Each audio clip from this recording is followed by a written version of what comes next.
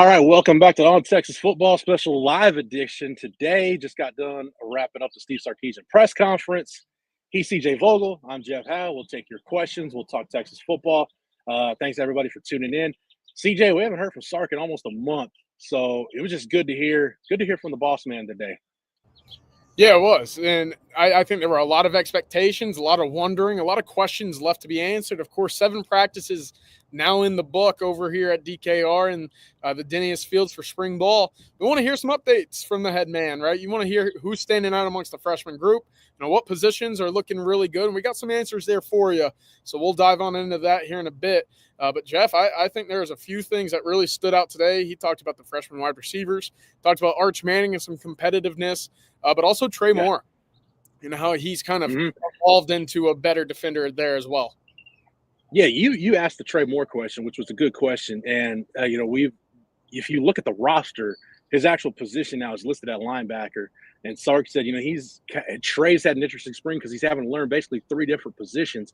And I just like the fact that, you've got all these bodies at edge, right? Even with Colton Vasek out, you got to figure out how do you get all these guys on the field? How do you maximize your depth? And I think that's really this is all about, CJ, and having Trey Moore play off the ball.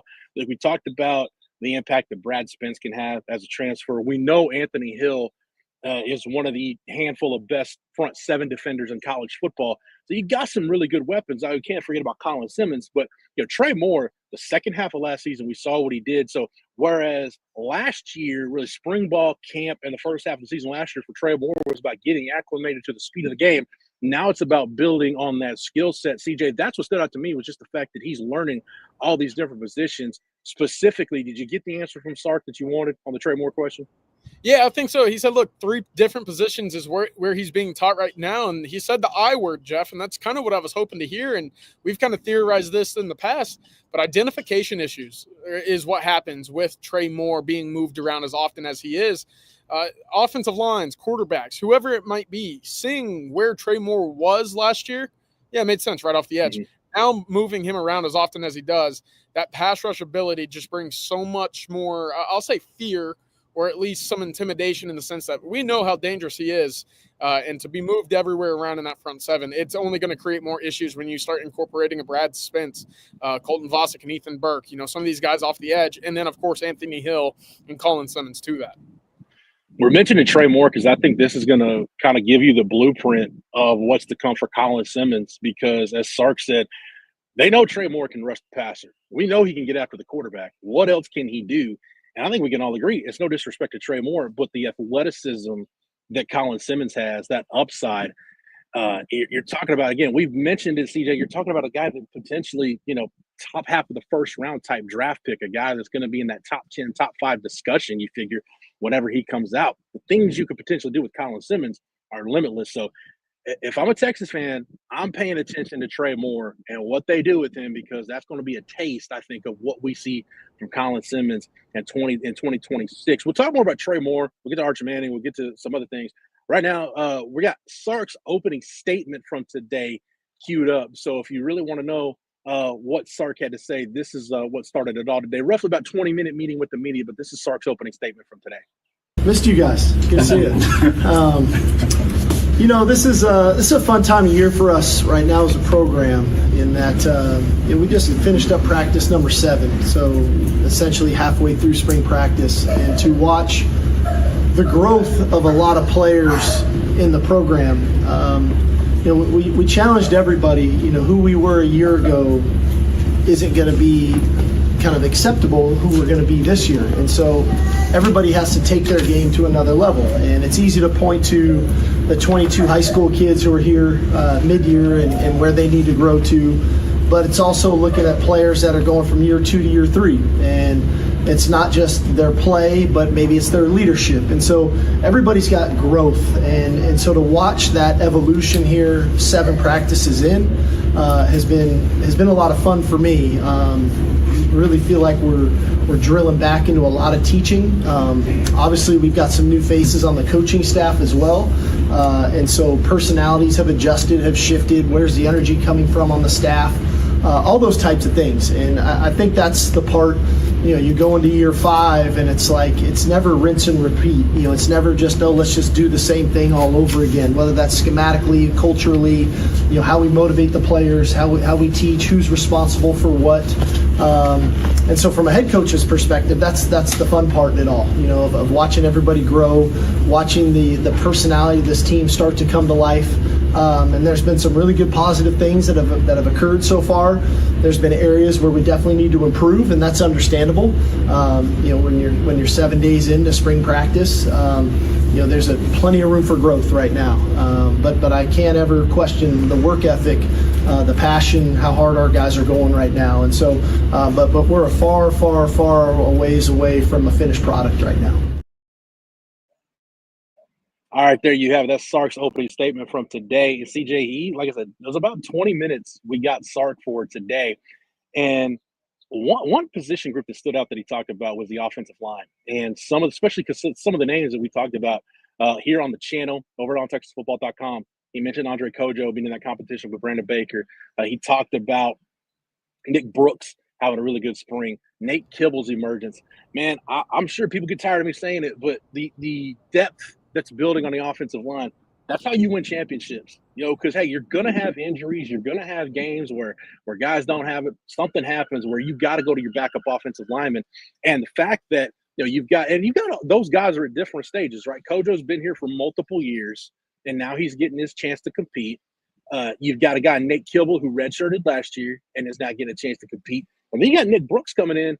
CJ, he might be the surprise of everything we've heard, everything we talked about, of all the freshmen. Nick Brooks might be the biggest surprise in spring ball so far. Yeah, I can't disagree. And again, to see how big he was when he officially visited in June, and then seeing how big he is in pads. I mean, Jeff, it makes sense, right? He's a big body and he moves relatively well. And I know that there were some concerns whether or not he would be a guard or a tackle at the next level. Sark likes him at tackle. Flood likes him at tackle. Right now, he was running second team at left tackle, but Sarkisian mentioned today, Jeff, he's in that right tackle conversation as well in the competition between Andre Kojo and Brandon Baker. Maybe a little bit of a surprise, but you see the versatility to go to both sides of the offensive line, and you see how much the staff values him at the tackle position. To your point, the mention of a Nate Kibble, the mention of Daniel Cruz and guys that are building up that depth.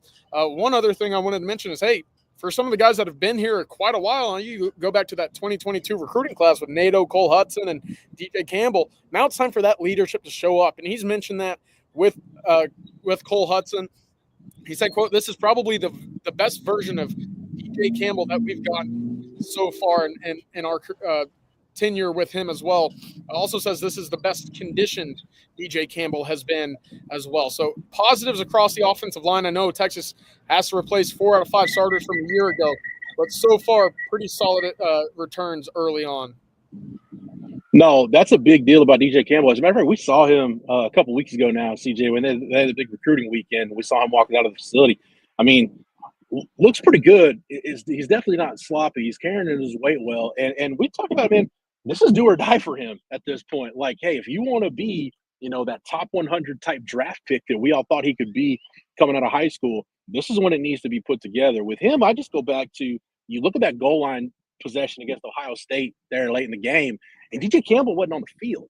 And for me, that says a lot about not just what the staff thinks about Cole Hudson, but kind of where they think DJ Campbell is in terms of, hey, man, do they trust him in those situations? So he's at the point now where they've got to be able to trust him. And I love the fact, CJ, that it sounds like he's taking it upon himself to get in the best shape he's ever been in, be the best leader he can be, and really make the most. He's a guy that when you talked to him last year and you heard about him last year, that was a guy that I think was getting ready to go to the league after his junior year. But I think now the realization is like, okay, wasn't ready. Still got a lot of work to do.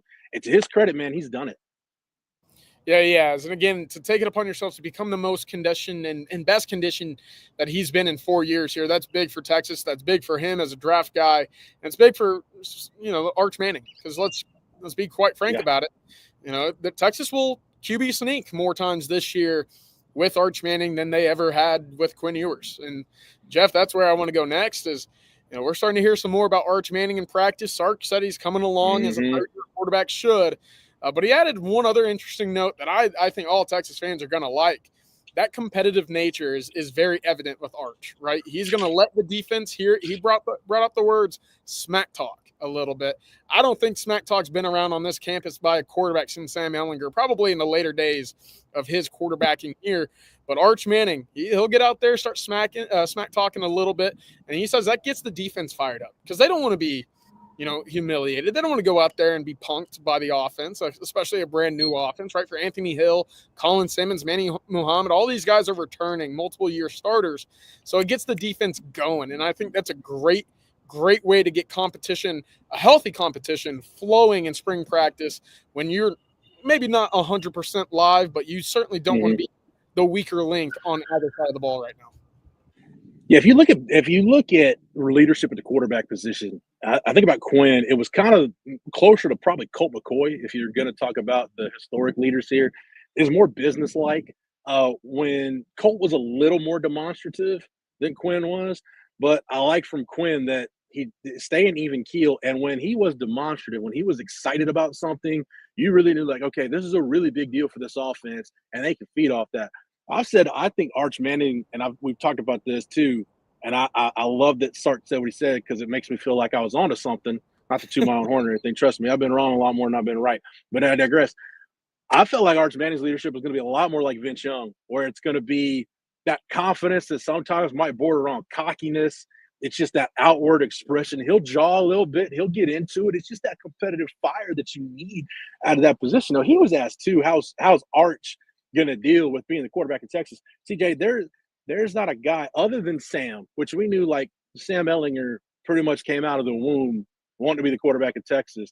I don't think anybody's prepared to step into the starting role better than Arch is going to be prepared because the attention that's been around him, he's been under the microscope pretty much since he started playing varsity football at Isidore Newman, like because of his family, because of the name, because of the pedigree, the expectations. I don't worry about Arch being able to handle all of that. I think with any quarterback, you always wonder, hey, they've been successful for so long when adversity really hits them in the face for the first time. But Sark mentioned that too, like, hey, if Arch starts throwing a bunch of interceptions, like people aren't going to be happy with it. I kind of worry about how he handles that part of it because it's always different for quarterbacks. But CJ, in terms of the intangible stuff, we talk about that it factor. This guy Arch is off the charts from that standpoint. Yeah, I tend to agree. And I don't know if Arch can do wrong, given how excited Texas fans are going to be for his first year as a starting quarterback here at Texas. I'm sure he can, right? Sarkisian in this facility, he certainly can. But to that point, how does he go about handling that? And everything that we've heard, whether it be from Sarkisian today, whether it be from behind the scenes, Arch just another guy, right? He's a competitive guy in the locker room. He just happens to have the last name Manning, and he just so happens to be the quarterback at the University of Texas. Combine all of that, and you get a hell of a whirlwind when it comes to social media attention, rumors, hype, whatever. And so Sarkisian, again, to go out there today and basically say, yeah, he's basically built for this. But to your point, Jeff, how does he overcome the adversity? Because adversity is going to hit, and there's a good chance he's hit with some adversity August 30th when he faces the defending champs for his first ever road start as a starting quarterback. Yeah, Christopher Weatherford brings up a really good point in the chat. He said Arch faced adversity every Friday night at Isidore Newman. He wasn't surrounded by tons of talent. That's true, but CJ, you were down at the Peach Bowl for that availability that Arch had, and somebody said, "Hey, what'd you learn from the Georgia game?" And it was some of the effect of, "Well, I learned Georgia's pretty good." So I think Arch got a little taste of it right then. So, hey, you wonder how every quarterback's going to handle it again. But I don't worry about Arch from that standpoint. Getting back to the banter back and forth, I love the fact that the jawing it's getting the offense hyped up. Sark also talked about it's bringing the best out in guys like Anthony Hill and Manny Muhammad. If Arch is scoring on the first D, he's going to let them know about it. And I just like that you got that juice to bring to practice, man. Because look, man, spring ball and camp are the 2 times a year, especially spring ball when there's not a game to look forward to down the road. It can get kind of mundane, even for these guys that, you only got 15 of these. But, hey, don't forget, these are like 18 to 22-year-olds. Like, it can get mundane to break the monotony, man. If Arch is jawing and trying to get everybody going, man, and the juice is flowing, That's how you get productive practices. And Sark talked a lot about growth today, CJ, and I think that's part of growth is making sure, look, not every practice is going to be like the practice you should have before the OU game. Like, not every practice is going to be probably what the Tuesday is going to be before Ohio State, but it needs to be productive. And if you're getting that kind of competitive fire out of everybody and your quarterback is setting the tone, I have no worries about them having productive practices.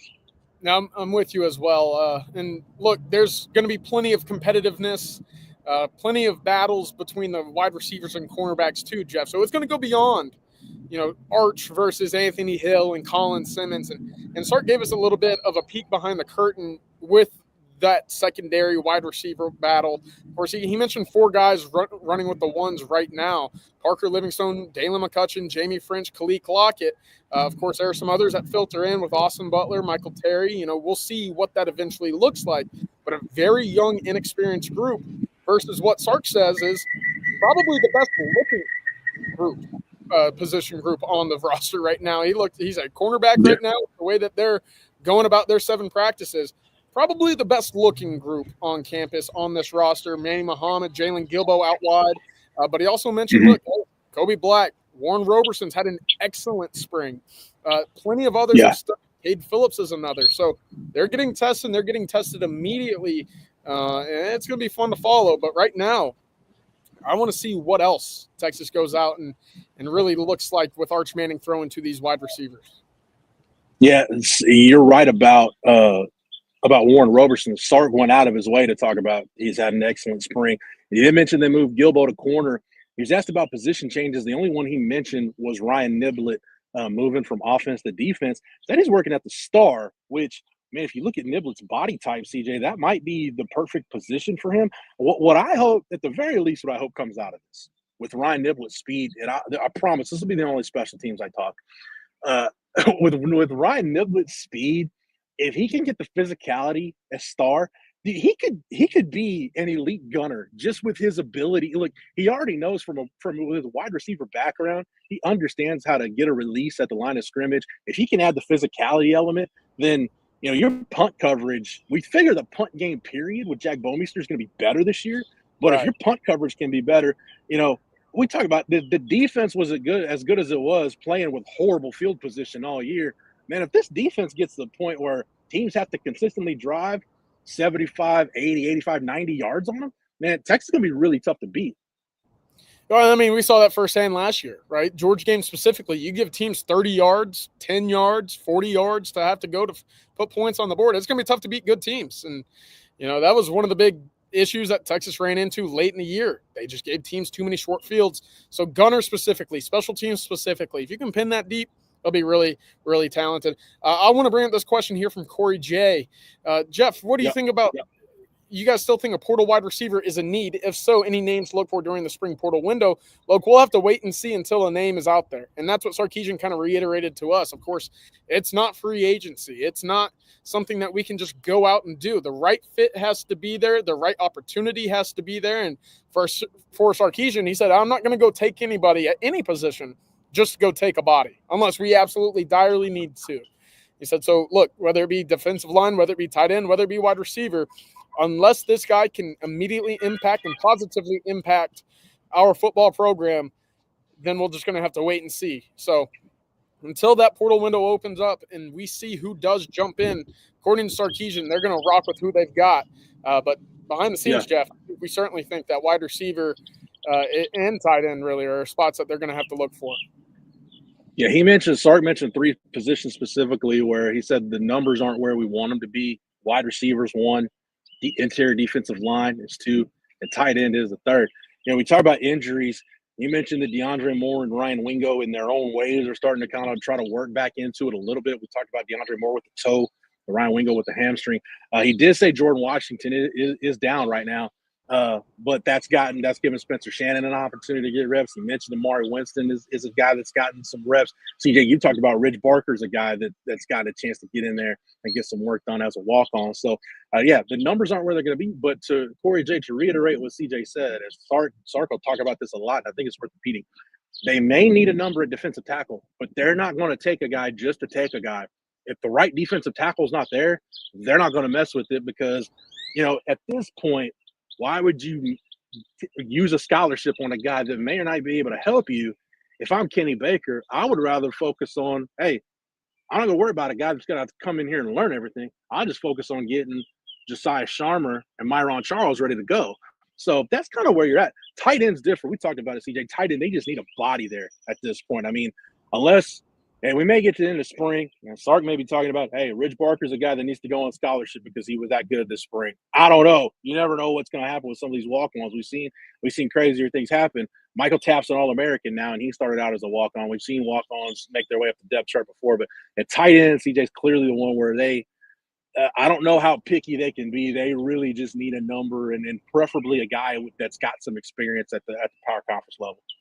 Yeah, I definitely agree. One other last note I'll add on the injury front and defensive line note, they kind of go hand in hand here. Travis Shaw, the staff is monitoring his usage so far in the spring. I said that there's been a knee issue that they're trying to monitor is the way that they put it. Of course, he's still out on the practice field, but how much of an alive situation will the staff see of Travis Shaw? My guess right now is not much. We only have a few more minutes on this press conference. Hey, CJ, real quick on Travis Shaw. That could be, I think, something to keep in mind. The North Carolina medical staff, Sark talked about this is kind of a thing that's been lingering with him. He kind of came to Texas with it. This is the first chance that the Texas medical staff, the training staff, has gotten a chance to evaluate him. So better to be safe than sorry. Let this training staff, this medical staff get an idea. Okay, is there inflammation? When is there inflammation? When does it bother him? When does it not bother him? What does he need to do in between practice? So, yeah, I don't know that there's much wrong with Travis Shaw, but I think it's more of a, hey, figure this out because, again, CJ, we've mentioned this a lot. If you're playing 15, 16, 17 games, you're going to need to figure out maintenance for these guys. And maintenance, it's not a one-size-fits-all deal. Some guys may need more stem treatment. Some guys may need the ice bath. Some guys may just need to get a good night's sleep and they'll be fine the next day. But this is the time of year where this and summer conditioning is really where you start to figure that out. All right, what's going to help this guy recover the best? So that's part of the deal they're trying to figure out with Travis Shaw. Absolutely. Y'all can tell it's Masters Week because we've infiltrated the little birds chirping in the background here. So happy Masters Weekend to everybody. Final question here from Shane Lawler. Do you think this is the most talent Sark has had on a roster? Not experience, but talent. Look, before we talk about the talent, Sark did say this is the youngest team that he's had since he's arrived here in Austin. And yeah, it kind of hit me, Jeff. In his opening statement, he said, I've been here, we're going on year 5 right now. I said, whoa, wait, it's really been that long already. So youngest team is the expectation for Sarkisian. Is it the most talented? I think you could maybe make the case for that in about 2 or 3 years, looking back saying, oh, wow, this team really was stacked. But coming off of what we knew from a year ago with 14 guys going to the NFL Combine, the expectation is that all of them end up getting drafted. It's going to be tough to beat right now. Yeah, I think when you look back at it, just from kind of what you do with 2001 Miami, I'm not taking anything away from that Miami team. They were great, but you start to look at a bunch of guys that like redshirted or were way down the depth chart. Like, oh yeah, he was on that team. Yeah, but he wasn't a factor. He didn't hardly play. I think you'll look back at the 2023 Texas team and say something similar when you just look at the amount of draft picks on that roster. CJ, help me out here. I think with the exception of like Andrew Makuba, Isaiah Bond, who were both portal guys. I'm trying to just remember off the top of my head if there's any other guys that were surefire portal guys. Everybody else that's in the draft pool this year that we expect to get drafted was on that 2023 roster. So, I mean, you're going to look at it. We'll see what happens with like DJ Campbell, but you could be looking at where, hey, does your entire offensive line from that 2023 team end up getting drafted? Do you have backup offensive linemen on that team? We know about the defensive line with Sweat and Murphy last year. This year, Collins and Broughton are both getting drafted. So, yeah, you're going to have – I think it's got the potential to be. The potential is there. But I think the 2023 team still, at the end of the day, I guess to who was it that asked the question? I guess was it Shane that asked? Yeah, Shane, I guess to answer it, I would say right now I would go with the 2023 team. But I love the upside of this team, CJ. You can kind of piggyback off this because we talked about this in our video that we posted over the weekend comparing 23, 24, 25. This is a team that because they're young, You may have just some inconsistencies early that we haven't seen from a Texas team the last few years, but the goal should be by the time you get to November, and hopefully by the time they get to the Texas A&M game at the end of the regular season, that you're seeing this team play a really, really good brand of football. Yeah, absolutely. We'll certainly hopefully get a little bit more experience by the end of spring practice, and today basically marks the halfway point. So we'll keep you covered for the second half of football as well over at ontexasfootball.com. Make sure to come join the community. Become an OTF OG for $49.95 for your first year. But Jeff, that'll do it for today. For Matthew behind the scenes, today was the first time we heard from Clark in quite a while, and he delivered the goods. We'll have that all over for you at ontexasfootball.com. But for now, yeah, and I've got maintenance mowing the campus lawn behind me, so I guess that's as good a time as any to wrap it up. That's perfect. Well, y'all have a good one. Welcome.